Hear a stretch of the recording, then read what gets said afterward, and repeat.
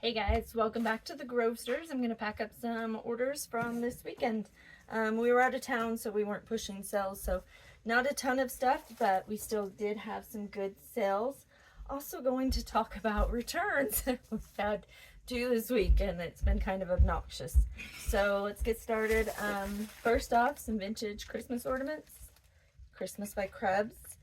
These ones, I believe, sold for $12.50 or $13.50. I'm not sure. I have two. One sold for $12.50, one sold for $13.50. I picked them up for probably $1 or $2 at a thrift store or at a estate sale. These always sell pretty good, so I like them. So while I'm packing this up, let's talk about returns. So I had 2 different returns this week. And returns happen. It's not a big deal. It stresses people out sometimes, but sometimes the items get damaged. Sometimes they change their mind. Sometimes it's just not what they want. It happens. When you're looking at a picture online versus in reality, it sometimes is different. So the first return, they had listed that the item was damaged. And so when you list an item as damaged and return it, eBay automatically makes you give a full refund, and there's nothing you can do about it. When I looked it up, it was actually an item that we sold that they apologize, getting a little sick. The sound was broke on it. It was like a it was the one I said last week. Maybe hopefully this doesn't get returned. It did. So they didn't read the full listing where it says that the item was broken. So in the listing, it was disclosed, both in the title and in the description, that the thing didn't have any sound. So they got it, they said it's broken, it doesn't have any sound, and they requested a refund. So it was one that was done through the refund system. They didn't message me first, so I wasn't able to say, yeah, that's kind of what it says. So eBay automatically approves it for a refund based off of our policies. So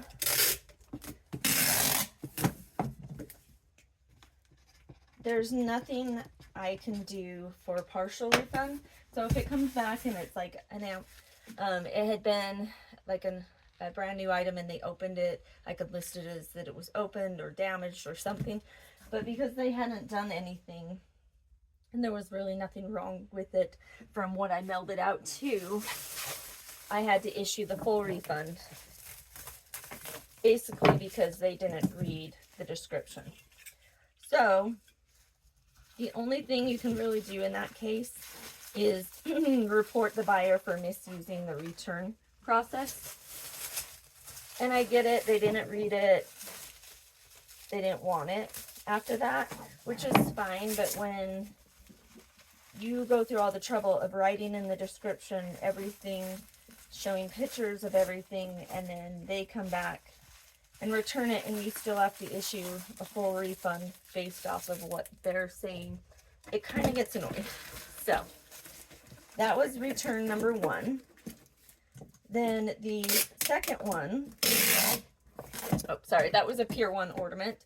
It was one that I bought for $1 and I sold it for, I believe, $10.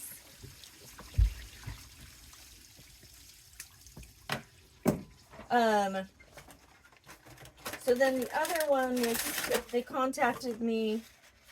It was somebody that had bought a video game. I put pictures, descriptions, that kind of stuff. We had tested it, it worked. They messaged, it was a game for the original GameCube. I had it listed for $15. I took an offer for $12 on it. So I still made a profit based off of what I bought it for, so I wasn't worried. Shipped it out. They messaged me, said, hey, there's scratches on the disc that didn't show up in the photos. And unfortunately, sometimes just the photos of like the mirror image of the DVDs or video games and stuff. It's hard to get like a good view on them that you're not reflecting everything else and it still looks like professional. I don't know. Anyways, so I said, I am so sorry. Sometimes the lighting's not the best and I don't get an accurate view. I couldn't tell exactly from the photo. The original's gonna look really scratched. The pictures they were sending me had some scratches. So I said, I'm so sorry, we do have a return policy. You can return it back. And then they sent me another message and said, how about you just refund me $5 and we'll call it even. And so this is a lesson I learned really early on, is we had this happen to us. We listed something and it was our fault. We didn't know much about trains at the time. And we listed it wrong, as like the wrong gauge. And then the guy that bought it had been trying to negotiate a lower price, and we kind of went back and forth and back and forth. And he finally settled on a price, and then he got it, messaged us and told us that it was the wrong gauge. We said to refund it. Or that we would refund it if he returned it. He said, no, I just want a partial refund. He said, I'm going to give you bad review if you don't. So we kind of got worried and we just refunded him what he asked, because that's kind of what we were new to everything. So we didn't know that that's not allowed. So that was kind of a lesson learned. We try and make our descriptions as accurate as possible. Sometimes, unfortunately, things happen, and I get it. But we've learned along the way, we don't give partial refunds. It's a way that a lot of people try and scam the system. Not everybody, I'm throwing it out there, not everybody does it. But people try and scam the system. They want something for less. So they say, hey, this is a problem. Like, they look for an issue. They buy something they know that you've written wrong, something like that, so that they can get the partial refund back. Sometimes even if there isn't an issue, they make up an issue and say, well, it saves us both money if you just refund me the money, or partial, instead of me going through this. So anyways, fast forward to this one. They get it, they message me and they say, hey, there's scratches on the disc that weren't in the photo. And I said, oh, I'm so sorry. You know, sometimes that happens, that the photos don't interpret over, the lighting's not good enough, blah, blah, blah. We do have a full refund policy. You can send the item back and I'll refund it for you. So then they responded back with, well, if you refund me $5, that should be good enough. Mind you, this item's been tested and works, so even if it has some scratches, it's still working, so it's not too big of a deal. But if you want it without scratches because you're reselling or something, I get it.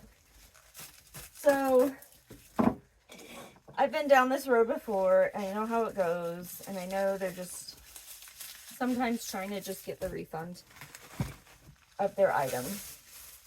Oh yeah, little skull. They're like aliens and skulls. They're light covers.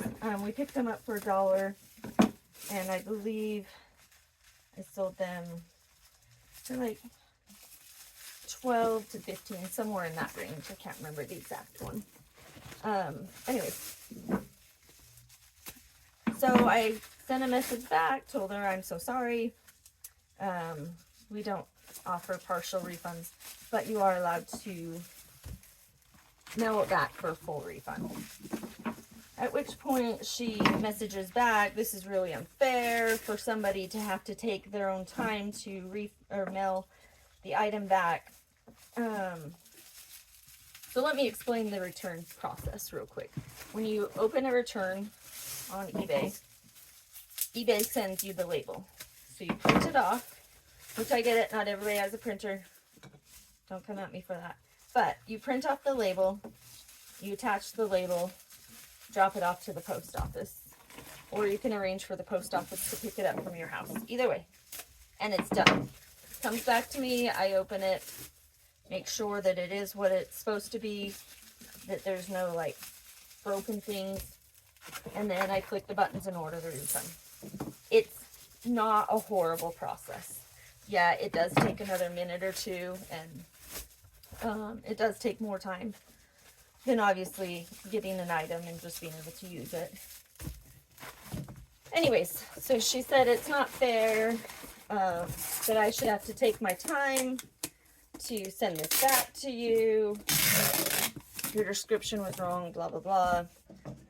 I'm just going to keep the item and I'll just leave feedback. So I'm getting threatened with bad feedback. I'm not caving at this point though, because I know if she does give me negative feedback for not giving her a partial return, that's actually against eBay policies, so I can fight it and have them possibly removed. So yeah, so that's always fun. Those are always hard ones. It's really easy when you're new into eBay and you don't have a lot of feedback to be worried about those kind of things, and kind of give into giving somebody returns based off of the possibility of negative feedback. Now, some people do partial returns because it's easier for them than getting the item back and costs less overall, blah, blah, blah. It's an item that's going to sell for me when I get it back, so I'm not stressed. It's not a weird item. But she's not going to send it back now. So we'll see how the feedback goes. If I do get some negative feedback, I'm going to have to obviously go through eBay and see if I can get it removed.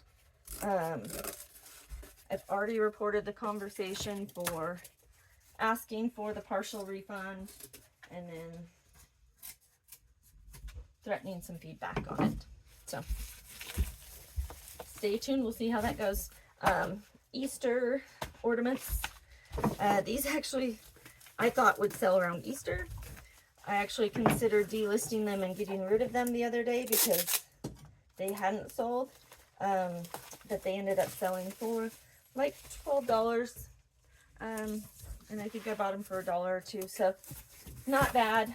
I was not expecting them to sell around Halloween. Maybe somebody wants to use them for Christmas. So that'll be cool. And then last item is this really cool vintage bowl. This sat for forever. It is a huge bowl and I sold it for $15. I think I bought it for a couple of dollars. It's from like the 80s. It has like a Southwest kind of motif to it, but it's cool. It's getting shipped off. So let me know in the comments any concerns or questions, and have fun out there, guys.